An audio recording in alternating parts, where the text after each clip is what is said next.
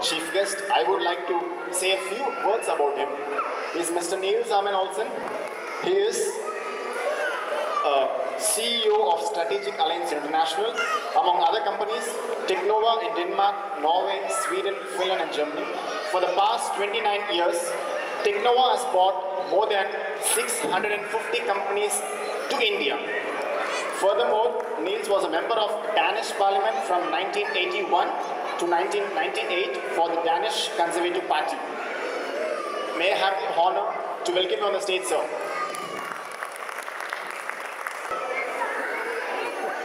Dear friends, kids, families, mothers, fathers, thank you so much for being able to come here tonight. It's a great, great honor. Denmark Telugu Association has, within the years, already been in Denmark, created a lot of respect, love and warmth, which we Danes who are working with India every day admire.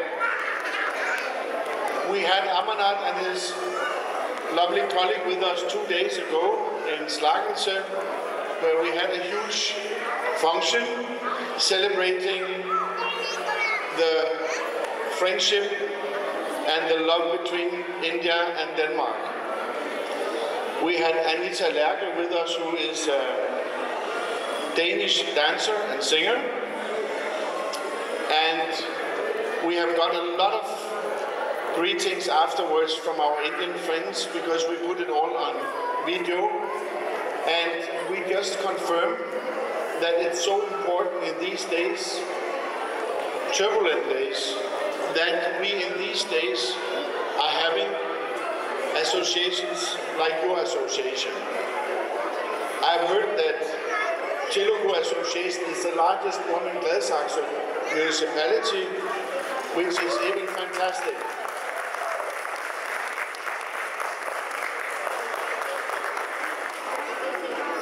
We need you more in Denmark than ever.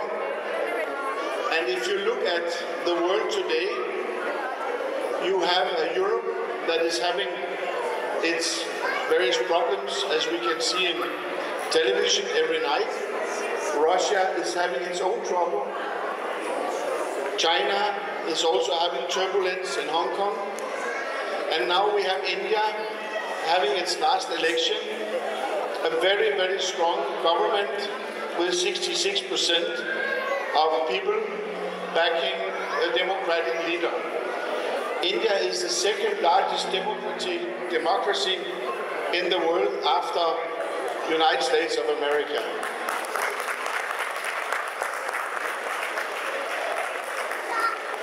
That India has become so stable is not only good for India, it is really good for the whole world. I myself came to India, I'll just tell you this little story. I was 25 years old when I came to India first time. And how did I land up in India? You wouldn't believe it, but I landed up in India because my father, he was an insurance man. He said to me, I have a client in Gladsaxe making shoes. It was called Scandinavian Slippers Factory. And that company were having troubles. It could not really survive in Denmark. So my father had told the CEO of that company that my son can fix that. You know, as Indians, that when Papa tells you, yes, my son can fix it, then you have to do it. The same here. So I told my Papa, you had not told that I could fix that. He said, yes, I am. So I was on a plane in 1978 for the first time to India. No mobiles, no internet, no nothing. A middle class of 10 million people. Now we have a middle class in India of 400 million people. There are more rich people in India on an average than in the average EU population today. But I came there, one hotel in Mumbai, one hotel in Pune, and started my work in India with India. So that led to a 36 years long love affair with India. And now my own family, my children are working in our own company. My daughter lives now in India, and we try to take forward every friendship action we can do.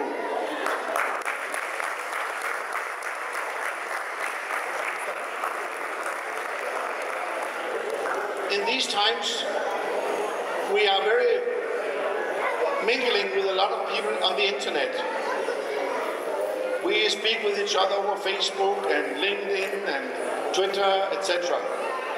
But that can never substitute real meetings. Never. And that is why meetings like yours here today are much, much, much more valuable than any Facebook connections. We can connect afterwards. But if we don't meet, and if you don't do what you're doing, meeting 4 or 5 times a year on your own culture, like tonight celebrating Mother Goddess and Mother Nature, I mean, wow, it's just unbelievably wonderful.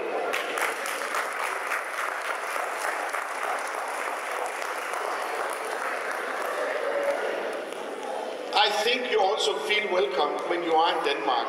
The Danes are a little more closed, you know, the higher to the north you come, the more closed they are, and the more to the south, the more open. But I think you also have been able, as Indians, to strike the hearts of the Danes. Because we have one thing in common, Danish, we have a lot in common. Apart from, you can say, business projects, we have a good sense of humor in common. A Dane and an Indian can always laugh from the same joke. And that makes it so easy to work in India.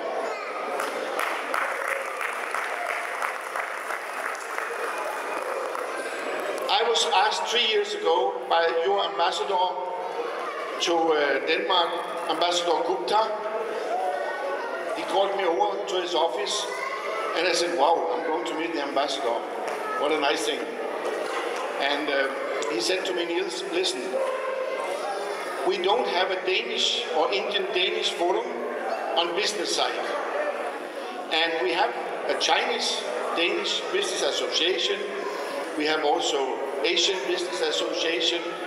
But we don't have a focused business association between Denmark and India.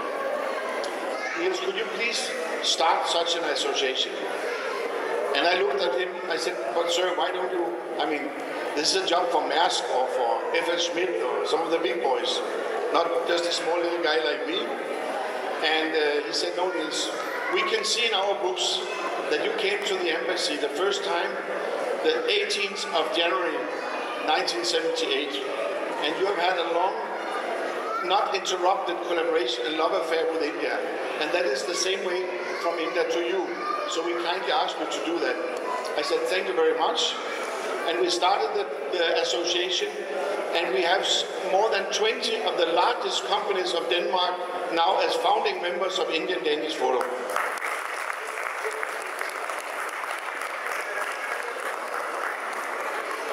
We are in a non-political environment today, but still I will probably, you have noticed, say a few words about a small cloud in the sky that was between Denmark and India due to some guy who was, you know, the Danes don't like terrorists. And here we got a Danish terrorist, Mr.Niels, and that was not so good. You know, we like to take all other terrorists out, but here was a Danish one, and that gave a lot of trouble, a lot of nonsense. And that led to a tough climate between Denmark and India. But I know now that with the new government of India, that problem is getting solved now. We don't want to be, and India don't want to be a hostage to such small affairs.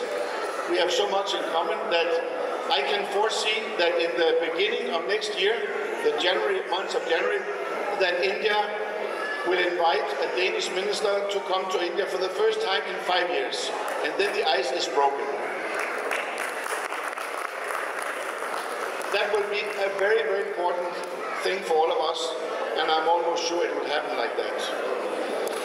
So, ladies and gentlemen, a lot of love from my association, my forum, to you all. Ahlmann, thanks a lot for coming down 2 days back, and thanks a lot so much for inviting me here on behalf of Indian Danish Forum. I'm very honored, I'm very moved that were able to light the altar when we start the function. Thank you so much and have a wonderful evening, and see you soon again, all of you. Thank you.